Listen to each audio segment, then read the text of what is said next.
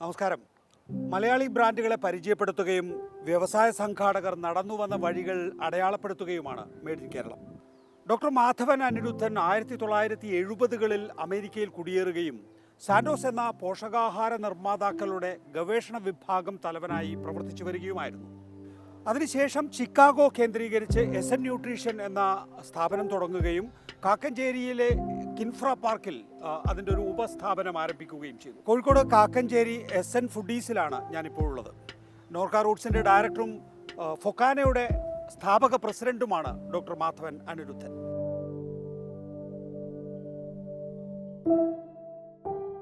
ഈ കാക്കഞ്ചേരി വരാനുള്ള കാരണം എന്താണ് സാർ? കാക്കഞ്ചേരിയിൽ ഇവിടെ കിൻഫ്ര പാർക്കുണ്ട്.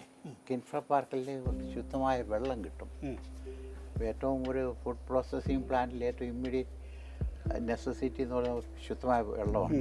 അപ്പോൾ കാക്കഞ്ചേരിയിൽ എത്ര വാട്ടർ വേണമെങ്കിലും അവരുടെ കിൻഫ്ര പ്ലാന്റിൽ അവൈലബിൾ ആണ്. അവർ തരാൻ സൈൻ ചെയ്ത് തരുകയും ചെയ്തു. അത് വാട്ടർ കൊണ്ട് മാത്രമാണ് ഇവിടെ വന്ന് വരാൻ. ഇന്ത്യയിൽ നിന്ന് 1973 സാർ US പോകുന്നത് അല്ലേ? അതെ. ഒരു ന്യൂട്രീഷൻ സയന്റിസ്റ്റ് ആയിട്ടല്ല പോയത്, ആണോ? ന്യൂക്ലിയർ കെമിസ്ട്രി ഉപരിപഠനത്തിനാണ് പോയത്.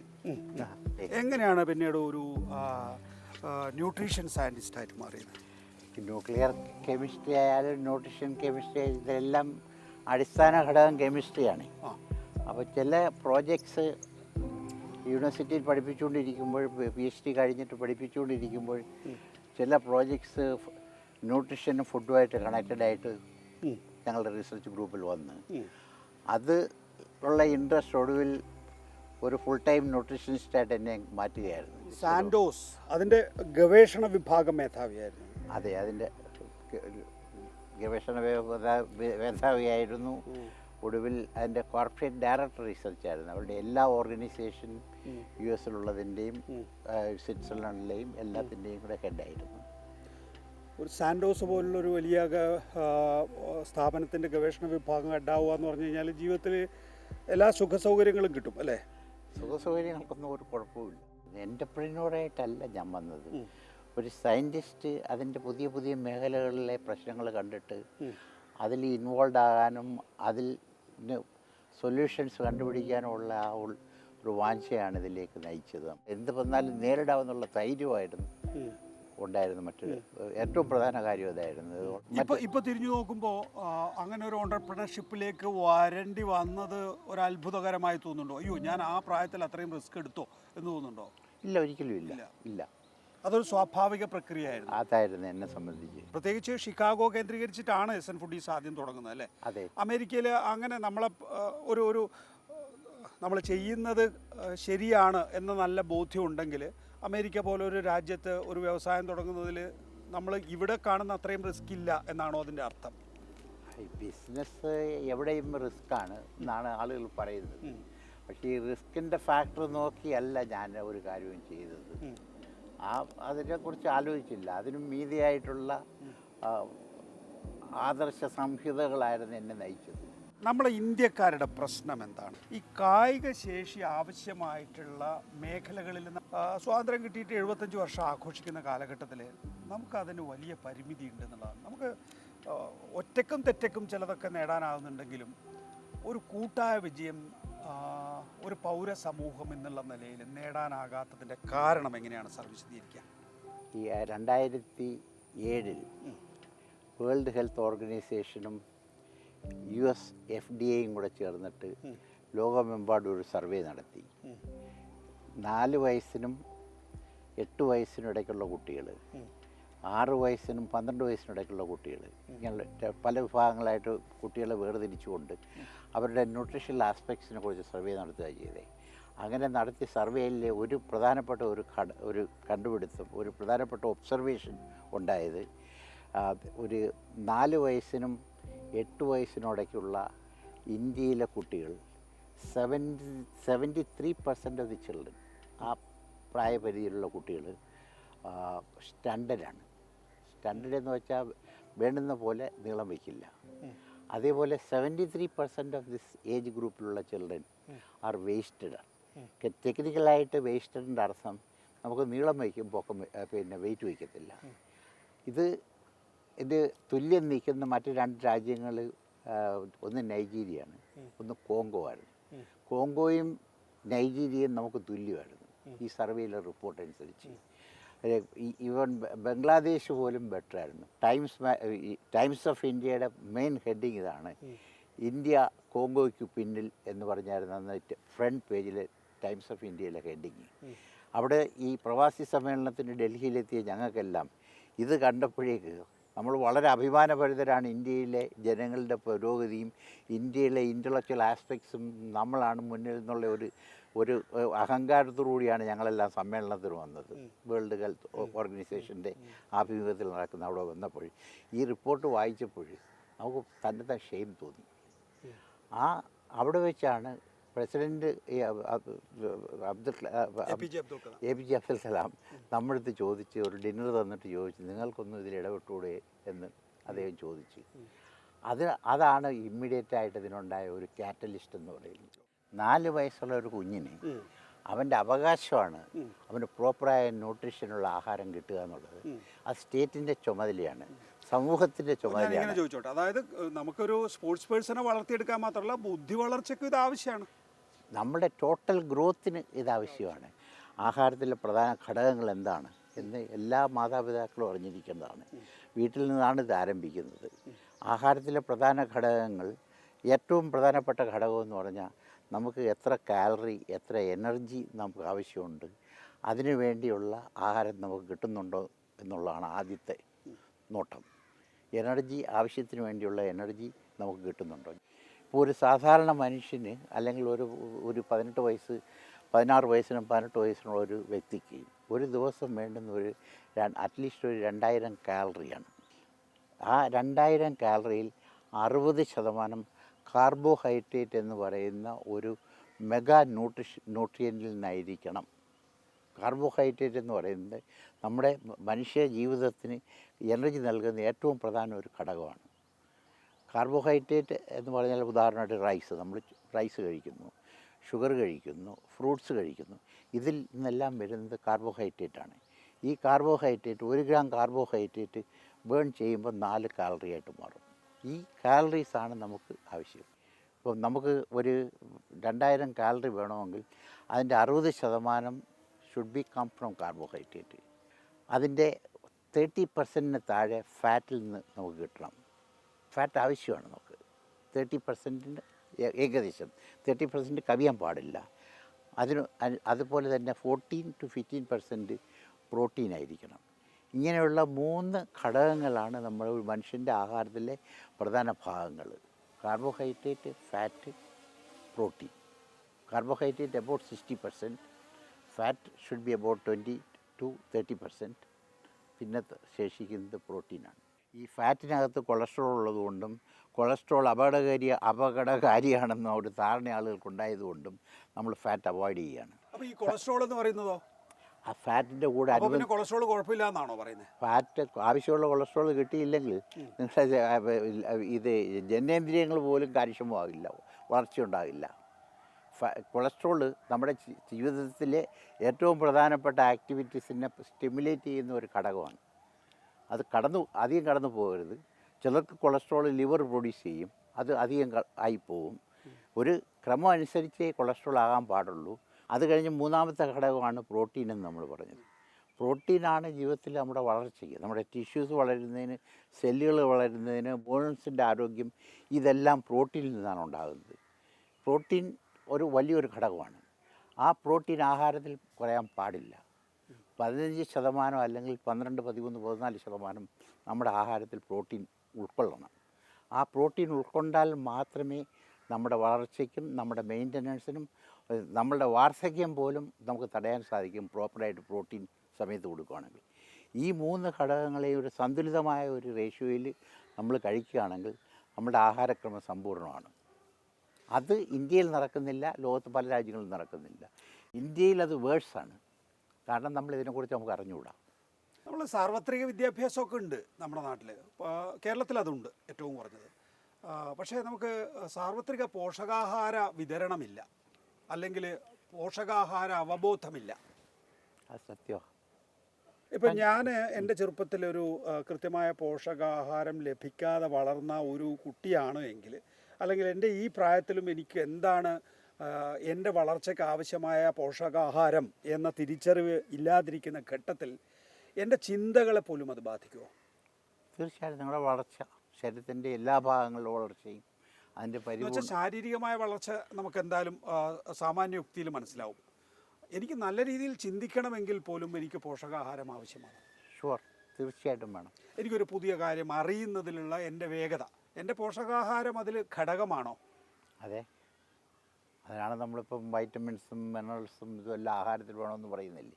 ഇതിനെല്ലാം അതിൻ്റെതായ ഒരു ഫങ്ഷനുണ്ട് നമ്മുടെ ടോട്ടൽ ആഹാരത്തിൽ. അതിനോടൊപ്പം തന്നെ അതിനെ കാറ്റലൈസ് ചെയ്ത് ബ്ലഡിലേക്ക് സർക്കുലേറ്റ് ചെയ്യുന്നതിന് സഹായിക്കുന്നതിന് ഉപയുക്തമാകുന്ന രീതിയിൽ പ്രവർത്തിക്കുന്നതിനുള്ളതാണ് വൈറ്റമിൻസും മിനറൽസും. ഈ എസ്എൻ ഫുഡീസ് ഈ റോൾ എങ്ങനെയാണ് നിർവഹിക്കുന്നത്? ഞങ്ങൾ കണ്ടിന്യൂസ് ആയിട്ട് ഗവേഷണം നടത്തുകയാണ്. ലോകത്തുള്ള എല്ലാ ഗവേഷണ ഏജൻസികളുമായിട്ട് ചേർന്ന് നമുക്ക് ഉപയോഗപ്രദമായ രീതിയിൽ നമ്മളെ സഹായിക്കുകയും അവരുമായിട്ട് ചേർന്ന് ഒരുമിച്ച് ഈ സ്റ്റഡീസിൽ പങ്കാളികളാകുക, അങ്ങനെയുള്ള ഇൻസ്റ്റിറ്റ്യൂഷൻസ് എല്ലാമായിട്ട് എസ് എൻ ന്യൂട്രീഷന് ബന്ധമുണ്ട്. എസ് എൻ ന്യൂട്രീഷൻ അവരുമായിട്ട് ഈ താത്വികമായിട്ടും പ്രായോഗികപരമായിട്ടും എല്ലാ രീതിയിലും അവരുമായിട്ട് ചേർന്നാണ് നമ്മൾ ഈ ലോകത്തിലെ ഈ റിസർച്ചിൻ്റെ പോകും. എസ് എൻ ഫുഡീസ് സ്വന്തം റിസർച്ചിൽ മാത്രമല്ല, ലോകത്തിലെ മുഴുവൻ റിസർച്ചും ഉറ്റുനോക്കുന്ന അതാണ് ഏറ്റവും വലിയ ഒരു നോളജിൻ്റെ കളക്ഷൻ നടക്കുന്നത്. ഇപ്പം എന്നെപ്പോലെ അല്ലെങ്കിൽ അങ്ങേപ്പോലെ ഉള്ള നിരവധി ആയിരക്കണക്കിന് ശാസ്ത്രജ്ഞന്മാർ ഈ ലോകത്തുണ്ട്. ഈ 1000-ലേറെയോ 10,000-ലേറെയോ കോടിയിലേറെയുള്ള ശാസ്ത്രജ്ഞന്മാർ ഓരോരുത്തരും അവരുടേതായ ഓരോ കടമകളാണ്, ഓരോ ഘടകങ്ങളാണ് നമുക്ക് സംഭാവന ചെയ്യുന്നത്. ഈ ഘടകങ്ങളെടുത്ത് ഞാൻ ചെയ്തുകൊണ്ടിരിക്കുന്ന വർക്കിന് ഉപയുക്തമാക്കാൻ ഒക്കുമോ എന്നുള്ളതാണ് ഒരു സയൻറ്റിസ്റ്റ് എന്നുള്ള നിലയിൽ എൻ്റെ പരാജയമായാലും എൻ്റെ വിജയമായാലും. അതായത് ഞാൻ തന്നെ ഇപ്പോൾ ഇരുന്നിട്ട് എടുക്കുകയാണ്, ഞാൻ എടുത്ത് വാട്ടർ എടുത്തിട്ട് അതിൽ കൂടെ ഒരു പവർ കറണ്ട് അയച്ചു കഴിഞ്ഞിട്ട് വാട്ടർ ബ്രേക്ക് ഡൗൺ ചെയ്യുന്നു ഓക്സിജനും ഹൈഡ്രജനുമായിട്ട്. ഇത് വർഷങ്ങളായിട്ട് 100 വർഷങ്ങളോ 500 വർഷങ്ങളായിട്ട് നമ്മൾ കണ്ടുപിടിച്ചിട്ടുള്ള കാര്യമാണ്. ഒരു വാട്ടറിനകത്തുള്ള അംശങ്ങൾ ഹൈഡ്രജനും ഓക്സിജനുമാണ്. അത് ആൾറെഡി എസ്റ്റാബ്ലിഷ്ഡാണ്. ഞാനൊരു സയൻറ്റിസ്റ്റ് എന്ന് പറഞ്ഞിട്ട് പോയിട്ട് അത് വീണ്ടും റിപ്പീറ്റ് ചെയ്യുകയല്ല എൻ്റെ ജോലി. അതിൻ്റെ റിസൾട്ട് എടുത്തിട്ട് അത് ഏത് രീതിയിൽ നമ്മളുടെ മറ്റു വർക്കുകളിലേക്ക് നമുക്ക് ഫലപ്രദമാക്കാൻ ഉള്ള രീതിയിൽ അതിൻ്റെ അടുത്ത ലെവലിലേക്ക് പോവുകയാണ്. അങ്ങനെ ലെവലുകളുടെ മുന്നോട്ടുള്ള പോക്കിൽ ഈ ലോകത്തുള്ള എല്ലാ ശാസ്ത്രജ്ഞന്മാരും, ലോകത്തുള്ള എല്ലാ വിവരമുള്ള ജനാവലിയും ഈ പ്രത്യേക ഘടകങ്ങൾ വിവരമുള്ള ജനാവലികളുടെയും സംഭാവനകൾ നമ്മൾ പരിശോധിക്കും. അവരുടെ അനുഭവങ്ങൾ നമ്മൾ പ്രായോഗികമായിട്ട് ഇതുമായിട്ട് താരതമ്യപ്പെടുത്തും. വെറും റിസർച്ച് എന്ന് പറഞ്ഞാൽ ബുക്കിലുള്ള റിസർച്ചല്ല. ഇപ്പം നിങ്ങളെന്ത് കഴിച്ചു, അല്ലെങ്കിൽ ഞാനിപ്പോൾ എനിക്കൊരു കുഞ്ഞുണ്ടായി, ആ കുഞ്ഞിൻ്റെ വളർച്ച അമ്മയുടെ ഗർഭപാത്രത്തിലിരിക്കുന്ന സമയം മുതൽ അവൻ വളർന്നൊരു 14-15 വയസ്സാകുന്നവരുള്ളത് ഒബ്സർവ് ചെയ്ത് നോക്കിക്കഴിഞ്ഞാൽ ആ ഓരോ പ്രായത്തിൻ്റെ ഘടകങ്ങളിലും അവനിലുണ്ടാകുന്ന മാറ്റങ്ങൾ, അതിൻ്റെ വളർച്ചകൾ, അത് ഏത് രീതിയിൽ പോകുന്നു എന്നുള്ളത് നോക്കിയാൽ എങ്ങനെയാണ് ഈ ന്യൂട്രിയൻസ് എന്ന് പറയുന്നത് ഒരു ജീവിതത്തെ എങ്ങനെ ജീവിതത്തെ സ്വാധീനിക്കുന്നു എന്നുള്ളത് നമുക്ക് മനസ്സിലാകും. ആ പ്രക്രിയയുടെ ഒരു ഭാഗമാണ് എസ് എൻ ന്യൂട്രീഷൻ. മലയാളി ഭക്ഷണത്തെ എങ്ങനെയാണ് നോക്കിക്കാണുന്നത്? നമ്മൾ കഴിക്കുമ്പോൾ ഏറ്റവും കൂടുതൽ കഴിക്കുന്നത് മാക്രോ ന്യൂട്രിയൻസ്, നമ്മൾ റൈസ് കഴിക്കുന്നവരാണ്. അപ്പോൾ റൈസ് കഴിക്കുന്നതിൽ നമ്മളെ ആർക്കും ബീറ്റ് ചെയ്യാൻ ഒക്കത്തില്ല. നമ്മൾ ഈ കഴിക്കുന്ന റൈസ് മുഴുക്കെ ക്രമത്തിലധികമായി പോകുന്നു എന്ന പ്രശ്നമാണുള്ളത്. ആവശ്യത്തിലേറെ കാർബോഹൈഡ്രേറ്റ് നമ്മൾ കഴിക്കുന്നു. ഈ ഇത്രയും കഴിക്കുന്ന കാർബോഹൈഡ്രേറ്റ് മുഴുക്കെ ഇമ്മീഡിയറ്റായിട്ട് ശരീരത്തിൽ ചെല്ലുമ്പോഴേക്ക് എനർജി ആയിട്ടങ്ങ് മാറുകയാണ്. ഒരു നിമിഷം തന്നെ എനർജി ആയിട്ട് മാറും. കാരണം ഇത് സിമ്പിൾ കാർബോഹൈഡ്രേറ്റ് ആണ്. ഒരു 80% എനർജി കാർബോഹൈഡ്രേറ്റ് ഇത് വരുവാണെങ്കിൽ ഇത് നേരെ ലിവറിൽ ചെല്ലും. ലിവറിന് ഇതിനെ അക്കോമഡേറ്റ് ചെയ്തുകൊണ്ട് ലിവർ ഇത് തിരിച്ചയക്കും. തിരിച്ച് വീണ്ടും ശരീരത്തിൽ സർക്കുലേറ്റ് ചെയ്യും. തിരിച്ച് സർക്കുലേറ്റ് ചെയ്ത് ചെല്ലുമ്പോൾ ഇത് പാൻക്രിയാസിൽ ചെല്ലും. ഇങ്ങനെ ശരീരത്തിലെ പ്രധാനപ്പെട്ട അവയവങ്ങളിലെല്ലാം ചെല്ലും. ഇവിടെ ഒന്നും ഇവരെ ഈ എനർജിയെ സ്റ്റോർ ചെയ്യാൻ എടുക്കാനില്ല. അങ്ങനെ എടുക്കാൻ സ്ഥലമില്ലാത്തത് കാരണം ഇവനെ എന്ത് ചെയ്യുമെന്ന് പറഞ്ഞാൽ ബ്ലഡ് ഒടുവിൽ ഇവൻ്റെ ശരീരത്തിൻ്റെ പല ഭാഗങ്ങളിൽ നമ്മുടെ ബട്ടക്സിലോ അല്ലെങ്കിൽ പല ഭാഗങ്ങളിലുമായിട്ട് ഈ എനർജിയെ ഫില്ല് ചെയ്ത് വയ്ക്കും. അത് ഫാറ്റും ഇതേ ഘടകം തന്നെയാണ്, ഫാറ്റും ഇതുപോലെയാണ് ചെയ്യുന്നത്. ഇങ്ങനെ ഇത് വയ്ക്കുമ്പോൾ ഇത് രണ്ടും പോകുമ്പോഴാണ് ഈ ഒബേസിറ്റി എന്ന് പറയുന്ന പ്രശ്നം ഉണ്ടാകുന്നത്. ആവശ്യമില്ലാതെ ഉപയോഗിക്കാൻ വയ്യാത്ത, സംരക്ഷിക്കാൻ വയ്യാത്ത, കീപ്പ് ചെയ്യാൻ സ്ഥലമില്ലാതെ പോകുന്ന ഫാറ്റ് അല്ല കാർബോഹൈഡ്രേറ്റും അതുപോലെ തന്നെ ഫാറ്റും രണ്ടും ചെന്ന് കഴിഞ്ഞാൽ ഒടുവിൽ അവസാനിക്കുന്നത് ശരീരത്തിൻ്റെ ചില ഭാഗങ്ങൾ സ്റ്റോർ ചെയ്ത് പോയാണ്. വേറെ ഒരു പ്രധാനമായ ഒരു ഇതേക്കുറിച്ച് നല്ല അവബോധമുള്ള അമേരിക്കയിലാണല്ലോ ഒബേസിറ്റി ഏറ്റവും കൂടുതൽ പ്രശ്നമുള്ളത് നമ്മുടെ നാട്ടിനേക്കാൾ. അത് ആഹാരം കണ്ടാൽ കഴിച്ചു പോകും. ഈ അമിനോ ആസിഡ് എന്ന് പറഞ്ഞാൽ എന്താണ്? 20 അമിനോ ആസിഡ്സ് ആണ് ഒരു മനുഷ്യ ശരീരത്തിന് ആവശ്യം. അപ്പോൾ എനിക്കായാലും നിങ്ങൾക്കായാലും നമുക്ക് ആർക്കായാലും 20 അമിനോ ആസിഡ് ഉൾക്കൊള്ളുന്നതാണ് നമ്മുടെ മനുഷ്യ ശരീരം. അതാണ് കോർ. നമ്മുടെ ശരീരത്തിൻ്റെ ഏറ്റവും പ്രധാനപ്പെട്ട ഭാഗമാണ് അമിനോ ആസിഡ്സ്. അങ്ങനെയുള്ള 20 അമിനോ ആസിഡ്സിൽ 11 അമിനോ ആസിഡ്സ് നമ്മുടെ ശരീരം തന്നെത്താൻ ഉണ്ടാക്കും. പക്ഷെ 9 അമിനോ ആസിഡ്സിനെ നമ്മൾ എസെൻഷ്യൽ അമിനോ ആസിഡ്സ് എന്ന് വിളിക്കുന്നു. കാരണം അത് ഉണ്ടാക്കാൻ ശരീരത്തിന് കഴിവില്ല. എൻ്റെ മുൻ തലമുറ ക്യാൻസർ വന്നിട്ടാണ് മരിച്ചത്. പ്രമേഹമുള്ള തലമുറയായിരുന്നു. അങ്ങനെയുള്ള രോഗങ്ങൾ എൻ്റെ DNA-യിലും സ്വാഭാവികമായിട്ട് ഉണ്ടാവില്ലേ? അതെനിക്ക് പ്രതിരോധിക്കാൻ കഴിയുമെന്നാണോ പറയുന്നത്? അതെ, തീർത്തും. പക്ഷെ നിങ്ങൾക്ക് കഴിഞ്ഞില്ലെങ്കിലും നിങ്ങളുടെ ഗ്രാൻഡ് ചിൽഡ്രന് പറ്റിയെന്ന് വരും. ഞാനിപ്പോൾ പറയുകയാണ്, എനിക്ക് ഡയബറ്റീസ്, ഞാൻ ഡയബറ്റിക് പേഷ്യൻ്റാണ്, അല്ലെങ്കിൽ എൻ്റെ അമ്മ ഡയബറ്റിക് പേഷ്യൻ്റ് ആയിരുന്നുകൊണ്ട് ഞാനും ഡയബറ്റിക് ആകാൻ പോവുകയാണ്. ആകണമെന്ന് നിർബന്ധമില്ല. എൻ്റെ അമ്മ ഡയബറ്റിക് പേഷ്യൻ്റ് ആയിരുന്നുകൊണ്ട് എൻ്റെ അമ്മ എന്തെല്ലാം കുഴപ്പമാണ് ആഹാരം കഴിച്ചതിലൂടെ ഉണ്ടാക്കിയത്, ഇതിൻ്റെ ഭാഗമാണ് ഷീ ബിഗൻ ഡയബറ്റിക്. അത് എൻ്റെ പിന്തുടർച്ചാവകാശമാണ് എനിക്ക് കിട്ടുന്നത്, എൻ്റെ മക്കൾക്ക് കിട്ടുന്നത് അതിൻ്റെ ബാക്കി പിന്തുടർച്ചാവകാശമാണ്. ഇത് മനസ്സിലാക്കി കഴിഞ്ഞിട്ട് ഒരു കുഞ്ഞിനെ നമ്മൾ അമ്മ ഗർഭം ധരിക്കുന്ന സമയം മുതൽ ആ കുഞ്ഞിൻ്റെ ആഹാരം എന്തുവാണെന്നുള്ള അമ്മയെ തീരുമാനിക്കേണ്ട കാര്യമാണ്. ഇതിൻ്റെ ബേസിസിൽ ആഹാരക്രമം തീരുമാനിക്കുകയാണെങ്കിൽ കുഞ്ഞിൻ്റെ പാലുകൂടി തീരുന്നവരെ നമ്മളൊരു ആഹാരം കൊടുക്കുന്നു. മുല കുടിക്കുന്ന സമയത്ത് അതൊരു ആഹാരം. അത് കഴിഞ്ഞുള്ള അടുത്ത 4 വർഷം അല്ലെങ്കിൽ 2 വർഷം മറ്റൊരു ആഹാരക്രമം. ആ 2 വർഷം കഴിഞ്ഞ് അടുത്തത് ഇന്നതെല്ലാം, പ്രത്യേകിച്ച് വലിയ കാര്യങ്ങളൊന്നുമില്ല, ഇന്നതെല്ലാം ഉണ്ടായിരിക്കണം, ഇന്നത് ഉണ്ടാകാൻ പാടില്ല. ഈ രീതിയിൽ കുഞ്ഞുങ്ങൾക്ക് ആഹാരം കൊടുക്കുകയാണെങ്കിൽ ഇപ്പോൾ 14 വയസ്സ് 16 വയസ്സാകുമ്പോഴേക്ക് ഈ 5 അടി 3 ഇഞ്ചോ 5 അടി 4 ഇഞ്ചോ ഉള്ള മലയാളിക്കെല്ലാം അവൻ്റെ ഹൈറ്റ് 6 അടിക്ക് മുകളിൽ പോകും. നമുക്ക് ഒരു എൻ്റെ കുഞ്ഞിന് ഇത്ര ഹൈറ്റ് ഉണ്ടാവുള്ളൂ എന്ന് എനിക്കൊരു അനുമാനം ഉണ്ടല്ലോ. ഞാൻ എൻ്റെ ഭാര്യയ്ക്ക് ഇത്രേ ഹൈറ്റ് ഉള്ളൂ എന്നുള്ളതുകൊണ്ട് ഞങ്ങൾക്കുണ്ടാകുന്ന കുഞ്ഞിൻ്റെ ഈ ഹൈറ്റിന് അപ്പുറത്തേക്ക് ചിന്തിക്കാൻ എനിക്ക് കഴിയും ശാസ്ത്രീയമായി ആലോചിച്ചാൽ. അതെ, തീർച്ചയായിട്ടും. അല്ല, അതിന് അമേരിക്ക പോകേണ്ടി വരുമോ? നമുക്കിവിടെ ഇന്ത്യയിൽ അതിനുള്ള സംവിധാനം ഉണ്ടോ? ഇന്ത്യ അമേരിക്കയിലും പോകണ്ട, ലോകത്തും പോകണം. നമ്മൾ വീട്ടിലിരുന്ന് ആഹാരം കഴിക്കുമ്പോൾ ശ്രദ്ധിച്ചാൽ മാത്രമേ. നമ്മൾ വെജിറ്റേറിയൻസാണ്. ഇന്ത്യൻസ് മുഴുവൻ വെജിറ്റേറിയൻസാണ്. As a general term Indians വെജിറ്റേറിയൻസാണ്. ഈ വെജിറ്റേറിയൻസും നമുക്കൊരു 3000 വർഷമെങ്കിലും നമുക്ക് റെക്കോർഡഡ് ഹിസ്റ്ററി ഉണ്ട്. വെജിറ്റേറിയൻസാണ് ഇന്ത്യൻ. നമ്മുടെ സംസ്കാരം അതാണ്, നമ്മുടെ കൾച്ചർ അതാണ്, നമ്മുടെ ജീവിതക്രമം അതാണ്. ഈ വെജിറ്റേറിയൻസാണ്. പ്ലാൻ പ്രോട്ടീൻ എന്ന് പറഞ്ഞൊരു സംഗതി നടന്നുകൊണ്ടിരിക്കുകയാണ്. നിങ്ങൾ എൻ്റെ അടുത്ത് പറയുകയാണ് എനിക്കൊരു പ്ലാൻ പ്രോട്ടീൻ വേണം, ഞാൻ തികച്ചും ഒരു വെജിറ്റേറിയനാണ്, എൻ്റെ വെജിറ്റേറിയനിസം നിലനിർത്തിക്കൊണ്ട് എനിക്ക് പ്ലാൻ പ്രോട്ടീൻ വേണം. ആ പ്ലാൻ പ്രോട്ടീന് ഞാൻ കഴിച്ചുകൊണ്ടിരുന്ന മീറ്റിൻ്റെ എല്ലാ സവിശേഷതകളും ഉണ്ടായിരിക്കണം എന്ന് നിങ്ങൾ പറയണം എൻ്റെ അടുത്ത്. ആ ഒരു റിസൾട്ട് കിട്ടിക്കഴിഞ്ഞാൽ മാത്രമേ ഈ കോടിക്കണക്കിനുള്ള ആളുകളുടെ ജീവിത രീതി പോയിട്ട് നിങ്ങൾ വെജിറ്റേറിയനിസം നിർത്ത്, അതാണ് നല്ലതെന്ന് പറയുന്നതിനേക്കാൾ വളരെ നല്ലത് ആ വെജിറ്റേറിയനിസം അതുപോലെ നിലനിർത്തിക്കൊണ്ട് അതിൽ അടങ്ങുന്ന സവിശേഷതകൾ ആഹാര പദാർത്ഥത്തിൽ മോഡിഫൈ ചേർത്ത് കൊടുത്തു കഴിഞ്ഞാൽ ആ വെജിറ്റേറിയനിസം ഇന്ത്യ ഒട്ടേക്ക് വന്നാൽ ഇന്ത്യയിലെ ജനങ്ങളുടെ ന്യൂട്രീഷണൽ പോരായ്മകൾ നമുക്ക് മാറ്റാൻ പറ്റും. അത് വളരെ കോംപ്ലിക്കേറ്റഡായ കാര്യവും ഈ റിസൾട്ട് എപ്പോൾ കിട്ടുമെന്ന് അറിയാൻ വയ്യാത്ത രീതിയിലുള്ള മേഖലകളാണ്. ആ മേഖലകളിലൊക്കെ വർക്ക് ചെയ്യുന്നത് ആണ് എൻ്റെ സന്തോഷത്തിൻ്റെ അല്ലെങ്കിൽ എൻ്റെ എനർജിയുടെ പിന്നിലുള്ളത്. ഞാൻ പറയാറില്ല, അപ്പോൾ എൻ്റെ ഗ്രാൻഡ് ചിൽഡ്രൻ്റെയൊക്കെ അത് നമ്മൾ പറയുന്നത് മോശമാണ് പൊതുവായിട്ട് പറയുന്നത്. They are very tall. ഇപ്പോൾ 5 അടി 4 ഇഞ്ചുള്ള എനിക്ക് എൻ്റെ ഫസ്റ്റ് ഗ്രാൻഡ് സണ്ണിന് 5 അടി 5 ഇഞ്ചുണ്ട്. I mean 6 feet 5 inches. ഓ, അത്രയൊക്കെ ഡെവലപ്പ് ചെയ്യാൻ കഴിയും. അത് നമ്മൾ കാൽക്കുലേറ്റ് ചെയ്ത് യാതൊന്നും അൺനാച്ചുറൽ നമ്മൾ കൊടുത്തിട്ടില്ല. നമ്മുടെ വീട്ടിലെ ആഹാരങ്ങൾ മാത്രം കാൽക്കുലേറ്റ് ചെയ്ത് second sun is also catching it up.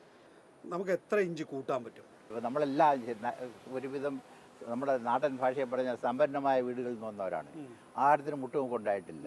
പക്ഷേ നമ്മുടെ അമ്മ ഈ 3 നേരം ചോറ് നമ്മളെ വായിലോട്ട് ഇടിച്ച് കയറ്റി തരുമ്പോൾ അമ്മ അറിയുന്നില്ല വെറും കാർബോഹൈഡ്രേറ്റാണ് ഇടിച്ച് കയറ്റി കൊടുക്കുന്നതെന്ന്. അവിടെ ഫാറ്റ് വരുന്നില്ല, പ്രോട്ടീൻ വരുന്നില്ല.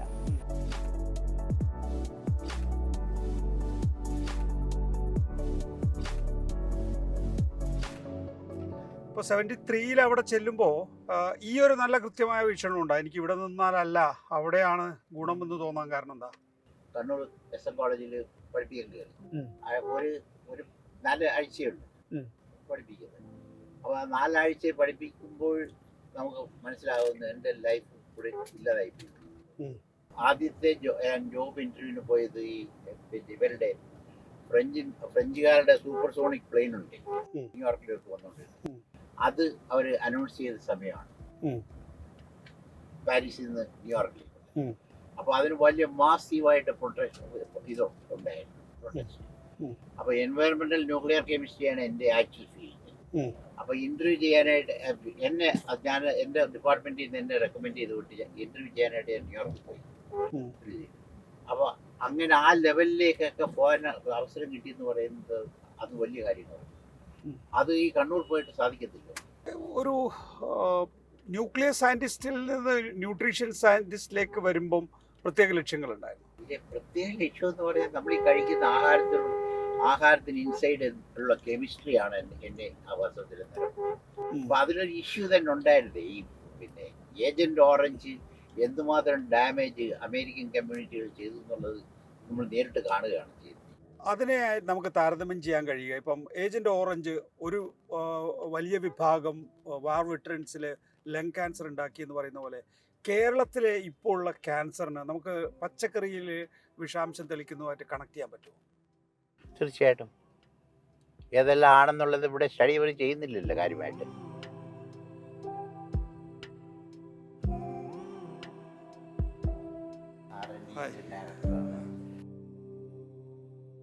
ഇതൊരു 24 hours പ്രവർത്തിക്കും. 24 hours ഇല്ല, 8 hours ഷിഫ്റ്റിങ്ങുള്ള മെഷീൻ ഉണ്ടാകുന്നത്. നമുക്ക് അങ്ങോട്ട് പോകാൻ കഴിയില്ല അല്ലേ? എങ്ങനെയാണ്?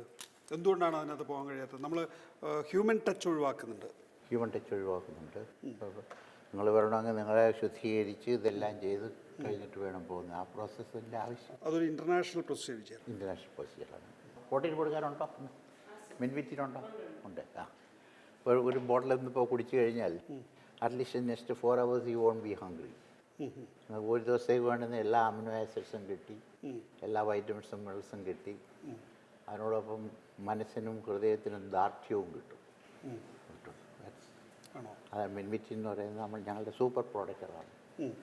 ഇത് മിലിറ്ററിയിലൊക്കെ നമ്മളിപ്പോൾ we are targeting for military. ഇപ്പോൾ എല്ലാ മിലിറ്ററിയുടെ എല്ലാ പരിശോധനയും കഴിഞ്ഞ് we are waiting for the last approval from them.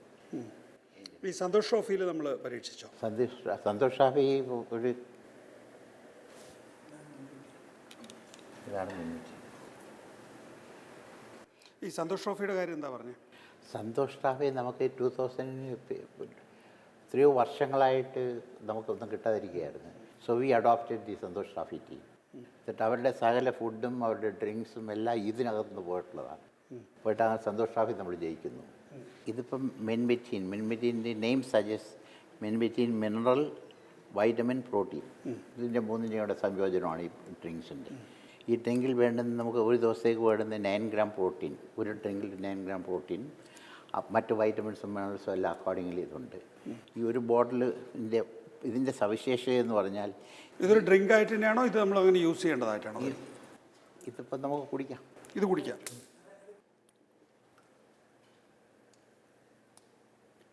ഈ ആബട്ട് ലാബ്, അമേരിക്കയിൽ ആബട്ട് ലാബ് മാത്രമേ ഇത് ഉണ്ടാക്കുന്നുള്ളൂ. അവരിവിടെ വന്നിട്ട് ഇതുണ്ടാക്കാൻ നോക്കി. അവർക്ക് ഇവിടുത്തെ പാക്കേജ് ശരിയാകുന്നില്ല. അപ്പോൾ ഈ പാക്കേജിൻ്റെ പ്രത്യേകത ഇതിൽ ഓക്സിജൻ അനുവദിക്കാൻ പാടില്ല. വേറെ യാതൊരു രീതിയിലും ഒരു പിന്നെ ഡിഫ്യൂഷൻ ഉണ്ടാകാൻ പാടില്ല തമ്മിൽ. അപ്പോൾ ആ രീതിയിലുള്ള ബോട്ടിൽ ഞങ്ങൾ ഇവിടെ ഉണ്ടാക്കും. ഞങ്ങൾ മാത്രമല്ല, we are the only one in India no making this. പെട്ടെന്ന് വെയിറ്റ് കൂട്ടുന്നതിന് വേണ്ടിയുള്ളതാണ് മാസ് ഗെയിനർ. അത് ബേസിക്കലി ഈ വെയ്റ്റ് ലിഫ്റ്റിങ്ങും ഉള്ള കാര്യങ്ങൾക്ക് 5-ൽ 1 ഡയബറ്റിക്കാണ്. ആ ഡയബറ്റിക്സിന് ഇതുവരെ ആരും ഒന്നും ചെയ്തിട്ടില്ല. ആകെയുള്ള ഇൻസുലിൻ ഇടിക്കുക എന്നുള്ളതാണ്.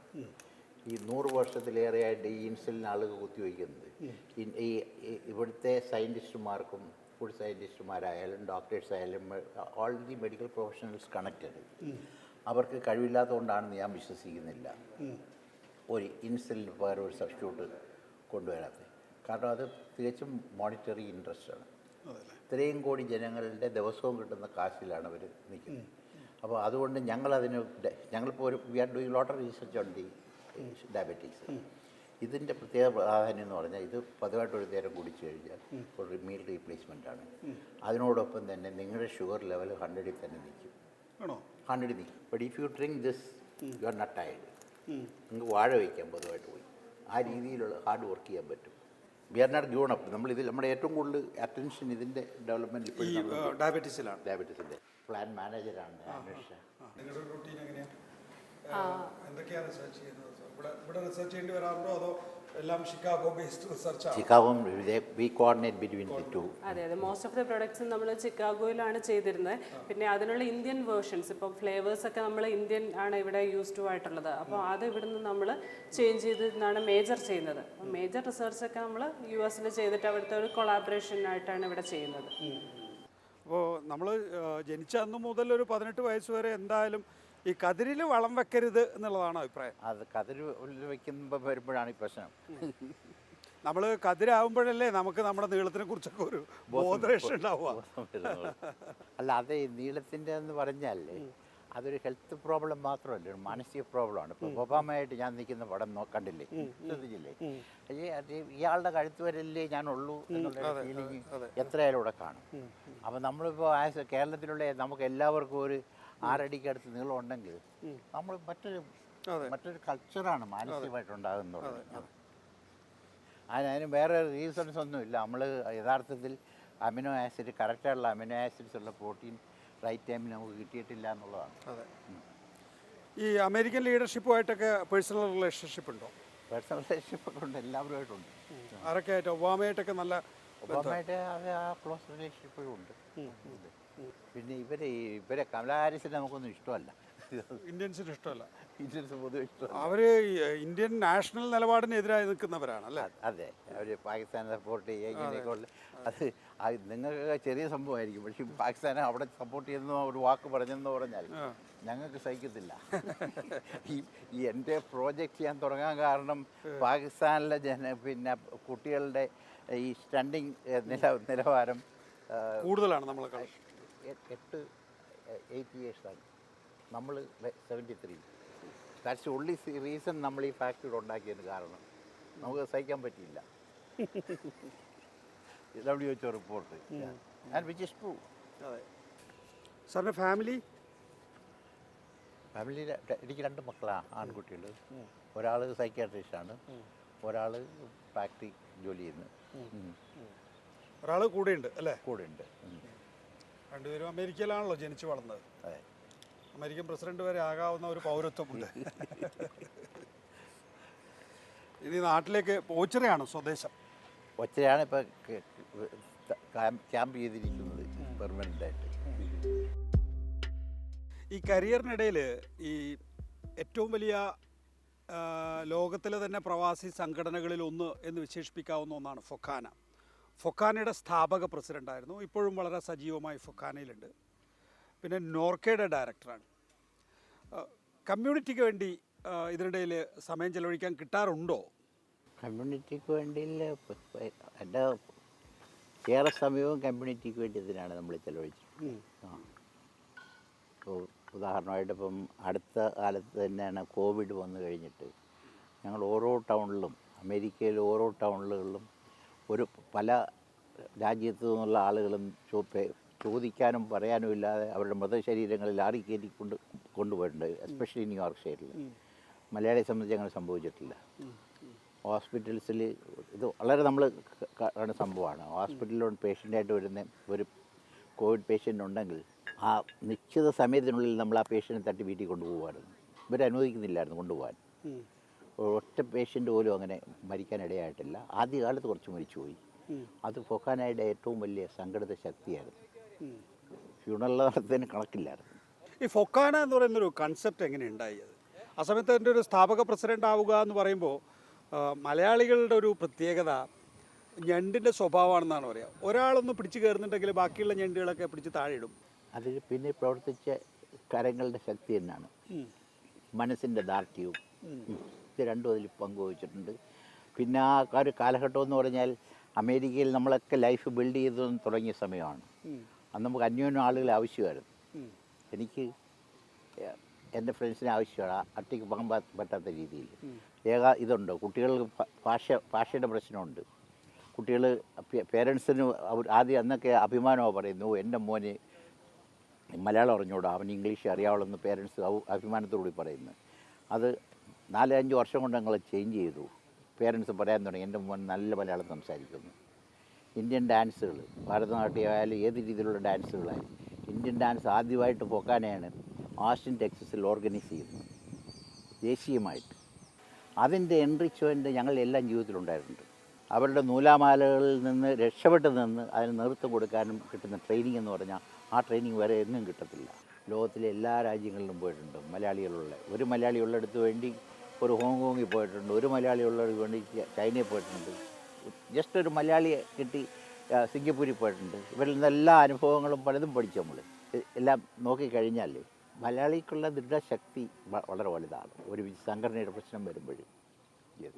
അന്ന് ഞങ്ങൾക്ക് നല്ലൊരു സെറ്റ് ആൾക്കാരുണ്ടായിരുന്നു കൂടെ. ഡോക്ടർ ജോർജ് സുദർശൻ ഉണ്ടായിരുന്നു, കേട്ടിട്ടുണ്ടോ എന്ന് എനിക്കറിഞ്ഞുകൂടാ.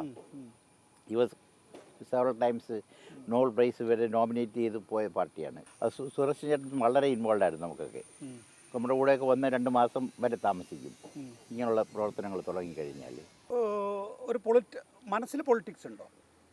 മനസ്സിൽ പൊളിറ്റിക്സ് 3 വർഷം അമേരിക്ക കഴിയുന്നതോറും ആ പൊളിറ്റിക്സ് അലിഞ്ഞു പോയിക്കൊണ്ടിരിക്കുക.